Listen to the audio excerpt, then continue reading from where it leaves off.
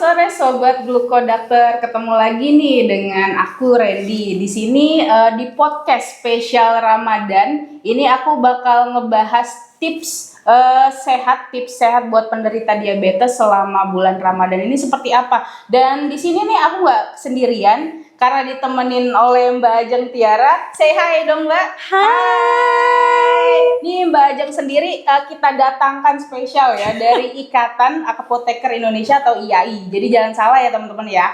Kita bakal ngebahas lebih lanjut nih tentang tips-tips apa aja sih bagi penderita diabetes yang berpuasa selama Ramadan nih Mbak. Okay. Kita butuh tipsnya dari seorang apoteker nih, dari Mbak Ajeng, dipersilakan.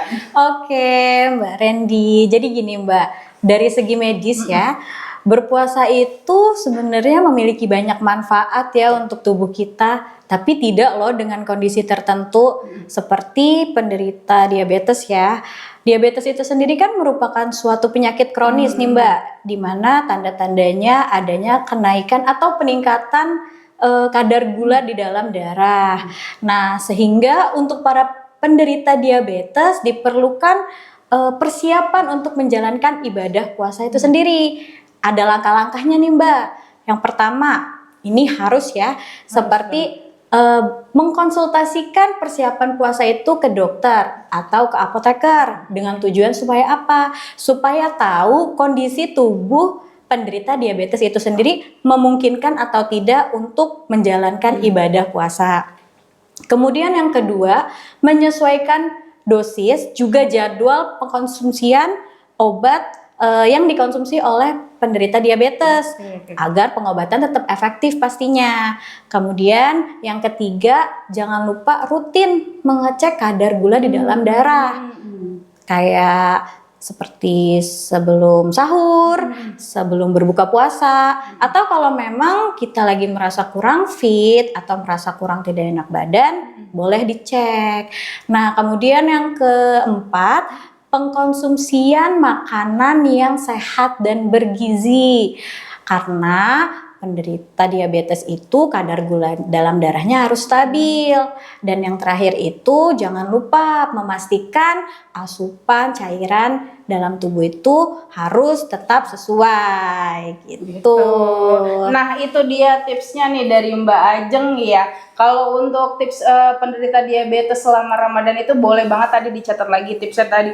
Nomor 1 itu konsultasi ya. Betul, itu paling penting konsultasi sama dokter. Terus yang kedua juga. Yang kedua jadwal pengkonsumsian obatnya untuk penderita diabetes itu seperti apa? Karena kan kita berbeda ya gitu. Betul. Mungkin ada yang sehari 2 kali atau 3 kali gitu ya. Terus yang ketiga itu kita rajin cek rutin kadar gula darah. Nah, kadar gula darah ini pas banget nih, Glukodakter Auto A nih. Betul. Bisa banget untuk pengecekan gula darah mandiri di rumah sendiri karena alatnya sudah efektif, akurasinya sudah mendekati hasil lab juga. Terus kamu bisa juga check out di toko platform kita e-commerce, itu official store-nya Glukodakter sendiri, dan itu sudah auto coding juga untuk Glukodakter Auto A. Terus lanjut yang keempat juga kita ada asupan ya. Betul, konsumsi makanan yang sehat dan bergizi.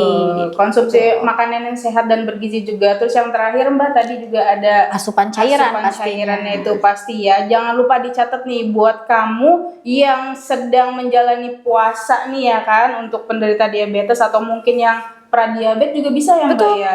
Pradiabetes juga bisa, itu dicatat. Ini tipsnya sangat bermanfaat banget nih, apalagi selama bulan Ramadan ya. Bulan Ramadan ini kan cukup lama ya, selama 30 hari ini gitu. Ini semoga tipsnya bermanfaat.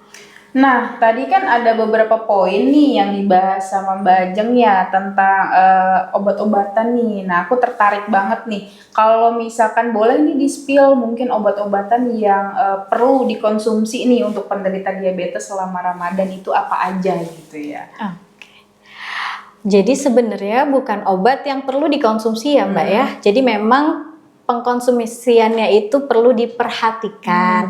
Jadi yang pertama itu adalah obat-obat untuk penderita diabetes golongan sulfonylurea, atau salah satu obatnya bisa kita sebut itu adalah glibenclamid. Glibenclamid itu kan punya mekanisme kerja merangsang pankreas untuk menghasilkan insulin itu lebih banyak ya, sehingga mungkin beberapa penderita diabetes itu bisa menyebabkan terjadinya hipoglikemia.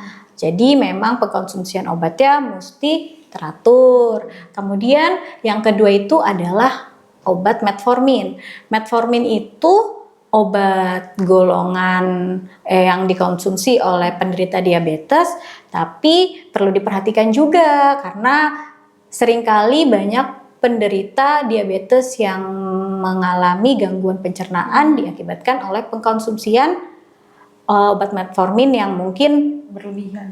bukan berlebihan, jadi memang tidak sesuai anjuran. Oke. Gitu. Yang terakhir itu adalah insulin.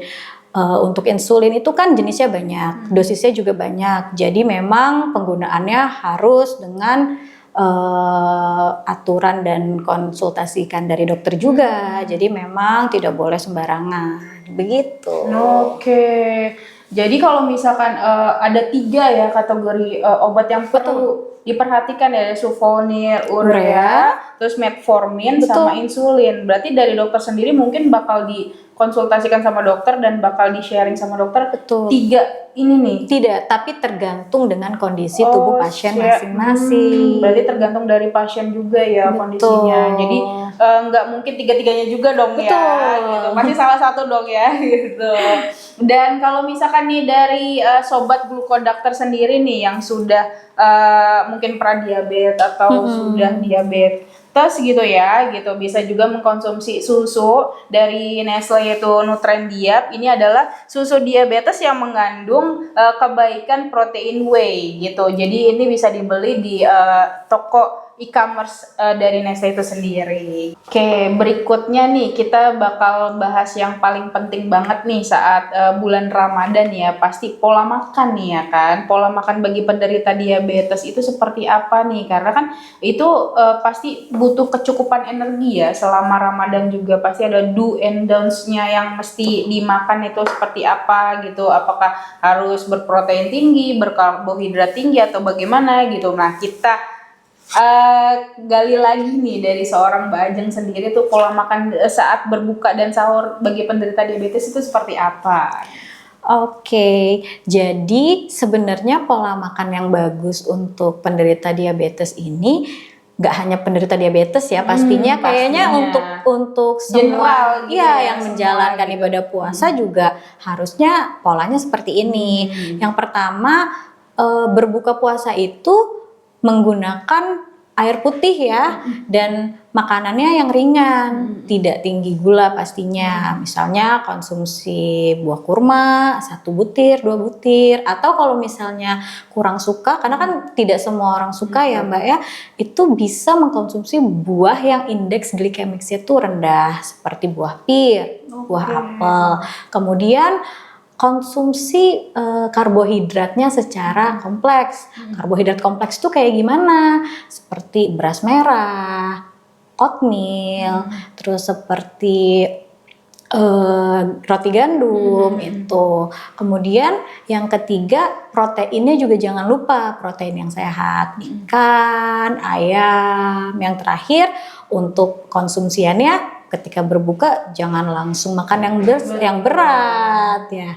Jadi memang kalau bisa setelah berbuka itu biasanya kan sholat dulu ya Mbak ya. Baru setelah sholat kita makan yang berat. Gitu. Nah, ini tips buat sobat Glukodakter sendiri nih sangat bermanfaat nih, Mbak. Sebenarnya ini general ya, Mbak ya. Berarti umum nggak harus penderita diabetes juga nih buat sobat Glukodakter juga, karena kalau misalkan kita minum manis, langsung makan manis yang banyak, apalagi kan kita kayak craving banget nih sama manis-manis, pengen minum es teh nih gitu kan, atau pengen minum apa nih, kopi apa atau Thai tea gitu ya, yang lagi ngetren-ngetren zaman sekarang, itu mengakibatkan juga lonjakan ya Mbak ya, lonjakan gula darah juga ya gitu. Nah itu harus diperhatikan banget nih buat sobat Glukodakter, karena info ini sangat bermanfaat, apalagi tadi juga kita harus memperhatikan juga dari segi karbohidratnya.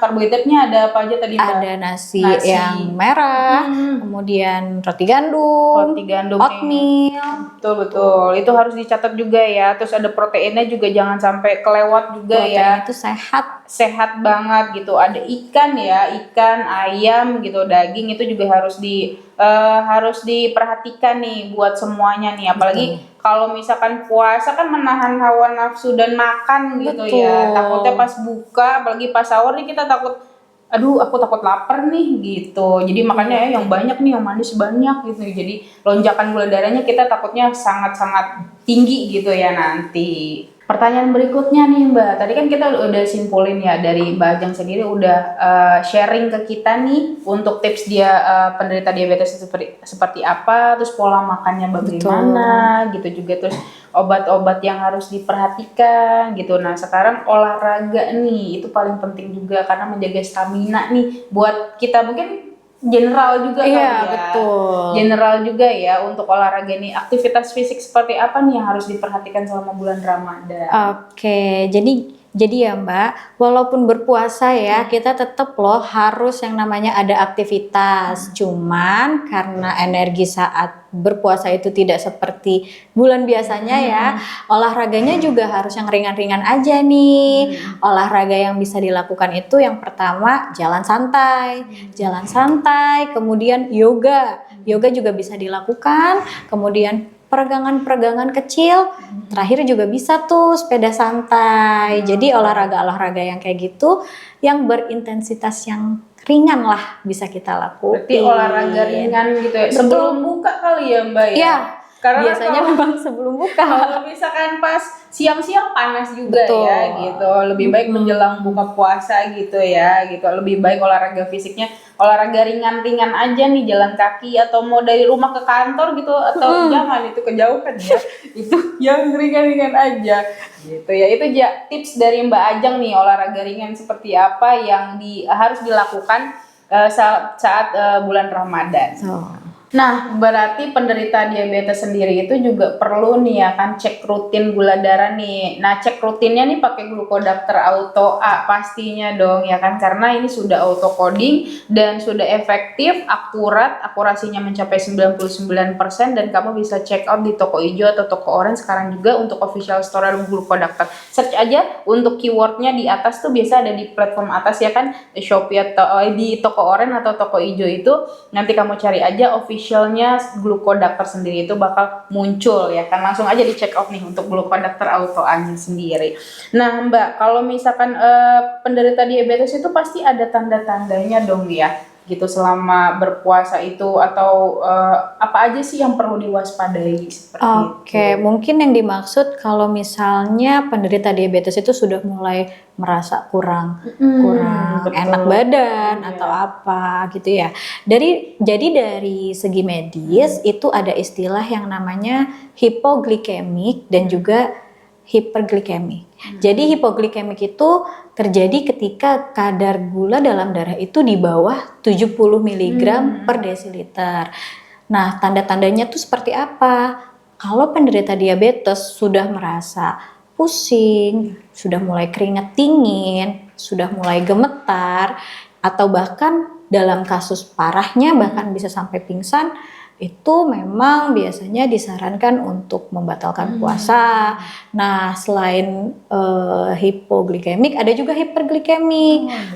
Kalau misalnya kadar gula dalam darah itu di atas 180 mg per desiliter dengan tanda-tanda seperti haus secara terus-menerus, buang air kecil secara rutin atau frekuensinya lebih sering, itu juga termasuk tanda-tanda yang tidak diperbolehkan ya dalam berpuasa, atau sampai mulut kering gitu. Itu merupakan tanda-tanda yang memang baik hipo ataupun hiper, jangan deh puasa disarankannya. Buka aja ya gitu. Betul. Daripada nanti efeknya takut berkepanjangan. Betul.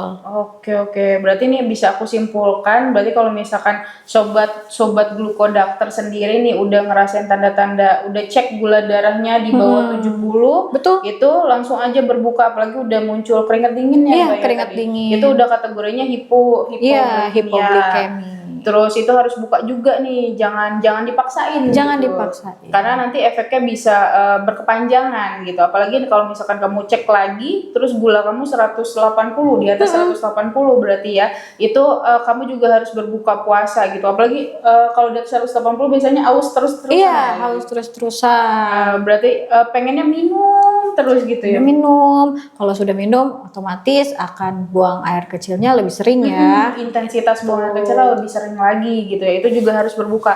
Pokoknya kalau udah ada tanda-tanda itu nih, sobat Glukodakter harus cepet-cepet buka puasa ya gitu.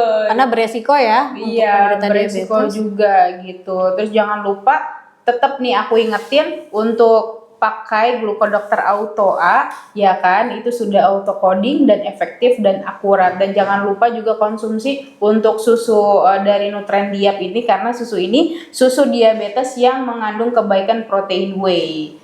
Nah, tadi kan kita udah sharing nih bareng dari Mbak Ajeng sendiri untuk tips diabetesnya seperti apa, penderita diabetes seperti apa, terus pola makannya juga, terus obat-obatan yang perlu diperhatikan ya kan selama bulan Ramadan, terus olahraga fisik juga, terus tanda-tandanya tadi hipoglikemi, terus hyper juga, terus jadi jangan lupa nih kalau misalkan kamu dari tadi yang tips-tips itu udah kita sharing, itu udah kamu ada tanda-tandanya seperti itu, jangan diterusin ya puasanya. Betul, jangan gitu. diterusin. Terus jangan lupa juga konsultasi ke dokter, itu paling penting karena kan kita nggak tahu nih tubuh kita, walau kita ngerasa enak gitu, kita kan nggak tahu ya Mbak ya gitu, ntar kedepannya gimana gitu ya kan. Jadi kesimpulannya harus tetap, kalau bagi kamu nih yang sudah pradiabetes ini juga termasuk ya Mbak ya.